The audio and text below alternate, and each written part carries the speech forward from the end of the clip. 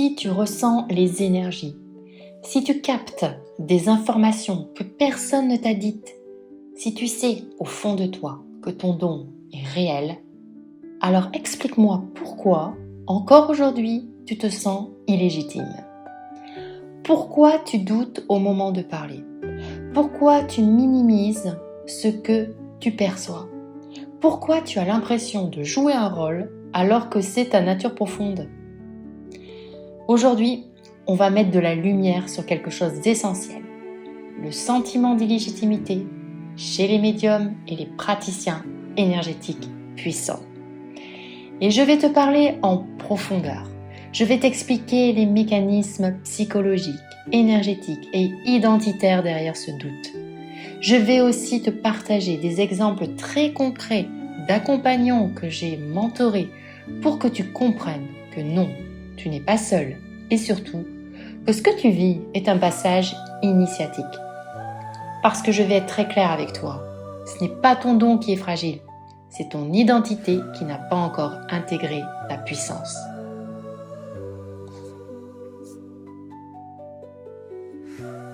Aujourd'hui, j'ai envie de parler d'un sujet que presque aucun praticien n'ose aborder frontalement, alors qu'il traverse silencieusement une immense majorité des thérapeutes, des énergéticiens, des médiums et des accompagnants spirituels.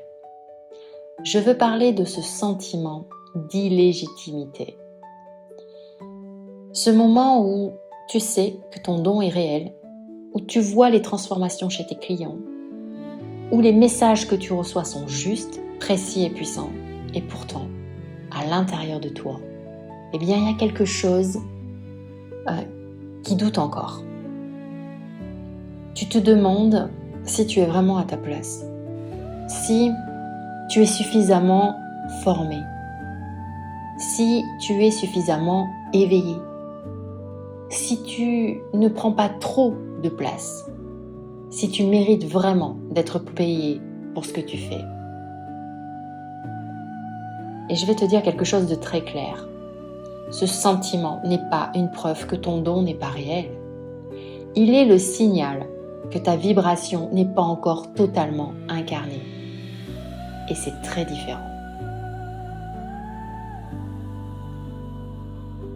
Bonjour et bienvenue dans ce nouvel épisode de podcast.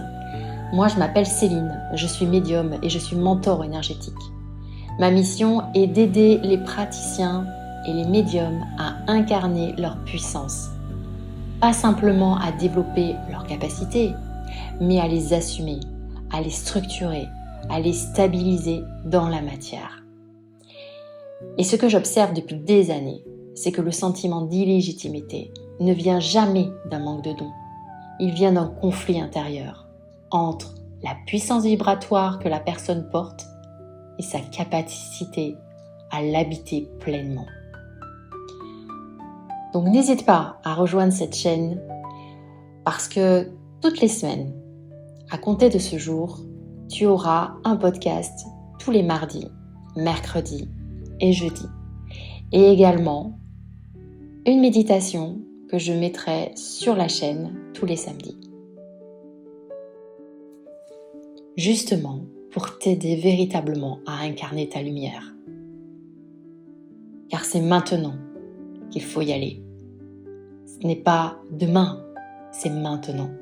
On a besoin de toi.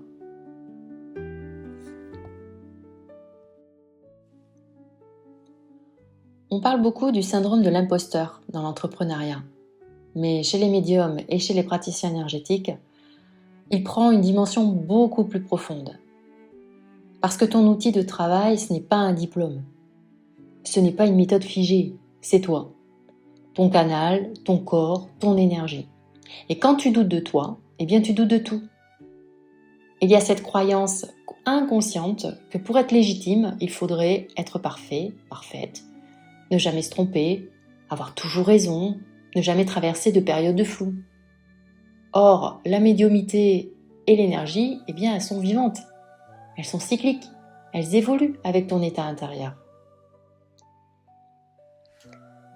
Un jour, j'ai reçu Jules, qui était énergéticien, qui était extrêmement connecté, capable de scanner un corps énergétique en quelques minutes. Mais dès qu'il facturait plus de 80 €, il paniquait. Il me disait « Qui je suis pour demander ça ?» Alors je lui ai posé une seule question. Est-ce que ton canal disparaît quand tu augmentes ton prix ? L'illégitimité, ce n'est pas un manque de compétences. C'est un conflit interne entre ta valeur perçue et ta valeur réelle.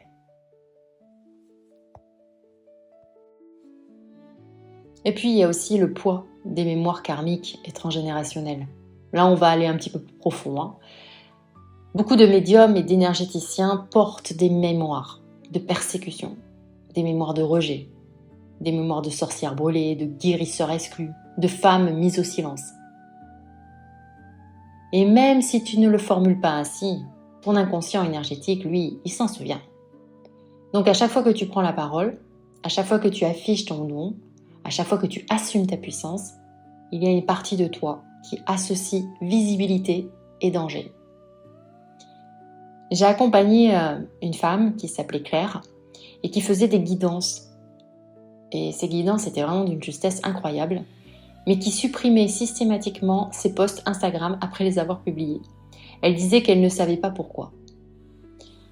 Et en séance, on a mis en lumière une mémoire très forte, une mémoire de rejet spirituel dans sa lignée.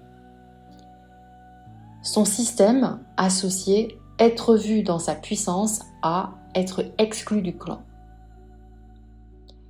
Comment veux-tu te sentir légitime quand, énergétiquement, ton corps croit qu'être visible menace ta survie ? Tu comprends la profondeur ?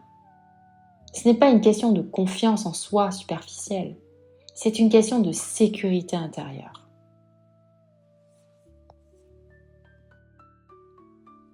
Et maintenant, je vais te dire quelque chose d'important.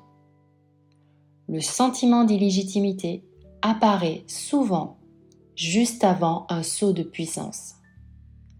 Ce que j'observe chez les praticiens que j'accompagne, c'est que le doute s'intensifie exactement au moment où leur canal s'ouvre davantage. Parce que plus tu es puissant, puissante, plus la responsabilité est grande. Plus ton impact est fort, plus tu ne peux plus faire semblant d'être petit, petite. L'ego résiste, le mental panique, l'ancien toi essaie de survivre. Mais ce que tu vis n'est pas un signal d'échec, c'est un signal d'expansion.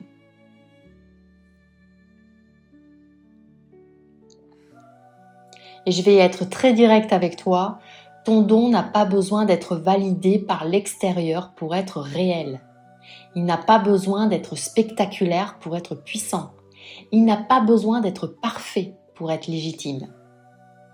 Ce qui crée l'illégitimité, c'est le décalage entre la puissance que tu portes et la place que tu t'autorises à prendre. Tant que tu te racontes que tu dois encore apprendre, encore te former, encore attendre le bon moment, eh bien tu maintiens une distance entre toi et ton incarnation. Et attention, je ne suis pas contre les formations. Je suis mentor, évidemment, que je crois à la transmission. Mais il y a une différence entre se former pour s'affiner et se former pour retarder son incarnation. Très concrètement, voilà ce qui change tout. Arrêtez d'attendre, de ne plus douter pour agir. Normalisez le doute comme un mécanisme de régulation, pas comme une vérité. Et travaillez ton identité énergétique, pas seulement ta confiance mentale.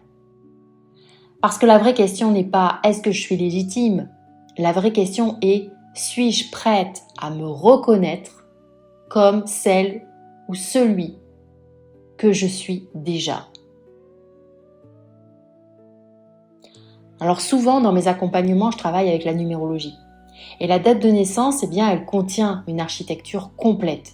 Elle révèle ton axe d'incarnation, les polarités que tu es venu équilibrer, les excès naturels, les manques structurels, les tensions que ton âme a choisi d'expérimenter. Et certaines vibrations d'âme, eh bien, portent une grande puissance intuitive. une capacité de canalisation profonde, une finesse énergétique exceptionnelle. Mais si l'axe d'autorité ou de reconnaissance n'est pas intégré, eh bien la personne peut douter en permanence de la légitimité de ce qu'elle perçoit. Je vais te donner des exemples concrets pour que tu comprennes. Je pense à une médium que j'ai suivie qui s'appelle Élise. Élise, elle a une date de naissance qui est marquée par une forte dominante intuitive, avec des vibrations introspectives et spirituelles très présentes. Mais elle a aussi un déséquilibre clair dans l'axe de l'autorité. Elle recevait des informations d'une précision impressionnante et ses clients confirmaient tout. Les retours étaient excellents. Et pourtant, elle avait systématiquement besoin qu'on valide ce qu'elle disait. Après chaque séance, elle doutait, elle minimisait, elle disait « je ne suis qu'un canal ». Mais le problème n'était pas son don, le problème était qu'elle n'assumait pas la responsabilité vibratoire de ce don. Et sa vibration d'âme, eh bien montrait une âme venue apprendre à incarner l'autorité spirituelle, pas à se cacher derrière l'humilité. Et son sentiment d'illégitimité était la manifestation directe d'une puissance non assumée.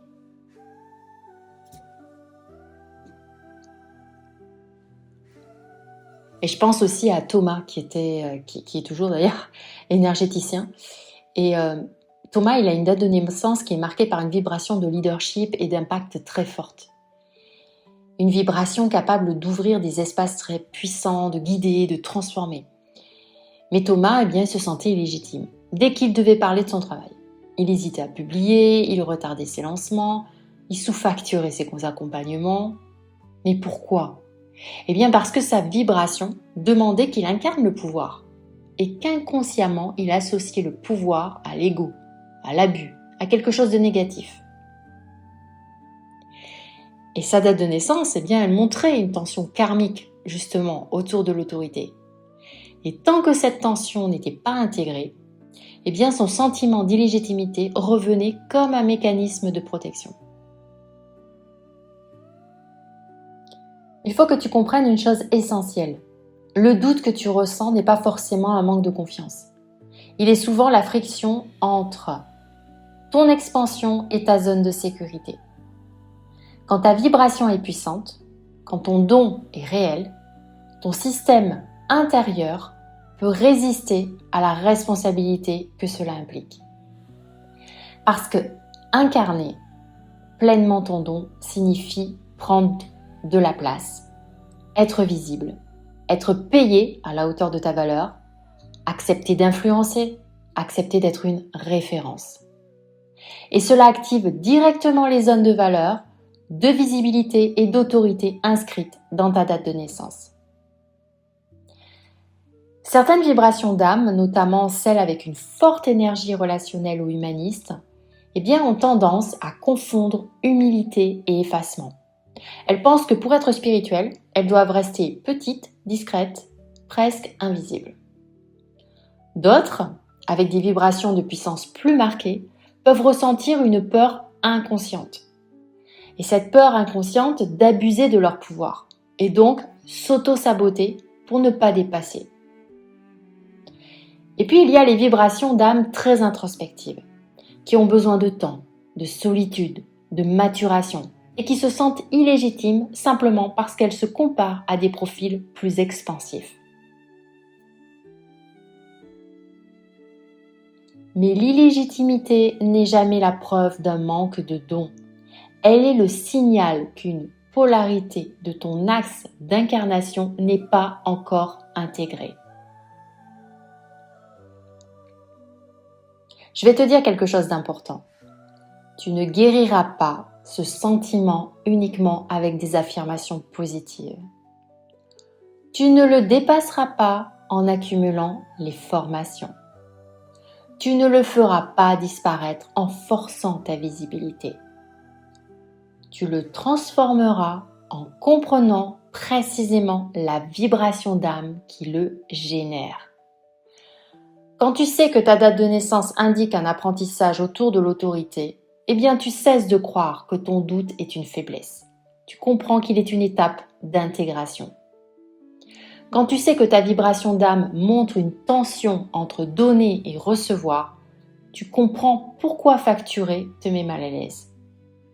Quand tu sais que ton axe implique un passage de l'ombre à la lumière, tu comprends pourquoi la visibilité déclenche autant de résistance. Et à partir de là, tu peux travailler consciemment à incarner cette puissance au lieu de la fuir. Ma mission n'est pas de te rassurer, ma mission est de t'aider à incarner. Incarner ta puissance médiumnique.